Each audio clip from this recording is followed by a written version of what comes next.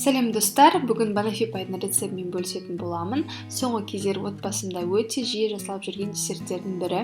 Себебі банан, карамель және кремнің бір-бірімен үйлесімі өте дәмді, әрі өте нәзік. Видеоны соңына дейін қараңыздар.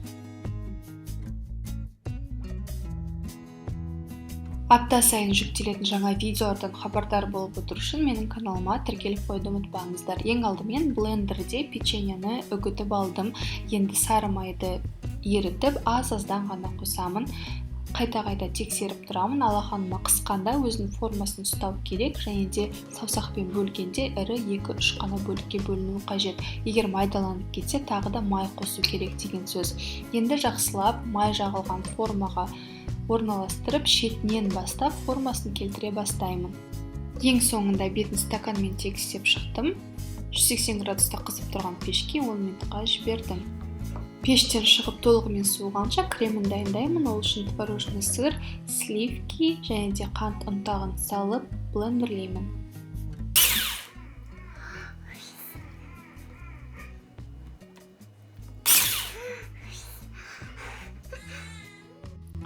Массаны венчикпен алдымен жақсылап араластырып алғаннан кейін ғана блендер пайдаландым.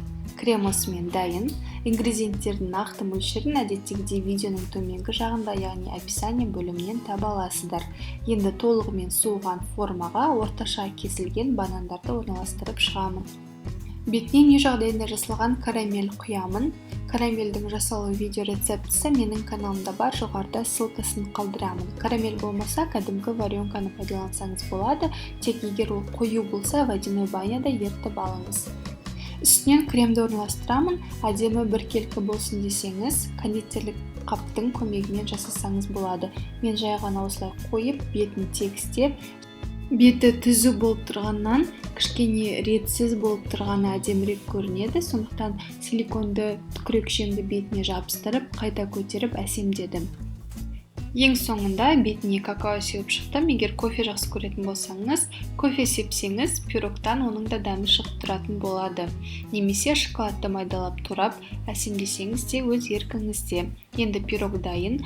Жақсылап сіңу үшін және формасын ұстау үшін бір түнге, мүмкіндігінше немесе 3-4 сағатқа тоңазытқышқа жіберемін.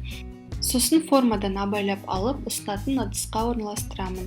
Міндетті түрде жасап көріңізге кеңес беремін. Сондай дәмді, әрі көргендеріңізде жасалу өте оңай. Каналыма қолдау көрсету үшін лайк басыңыз және комментарийда осы десертке 1-ден 10-ға дейін қандай баға беретініңізді қалдырыңыз. Маған сеніп, менімен бірге болғандарыңызға рахмет.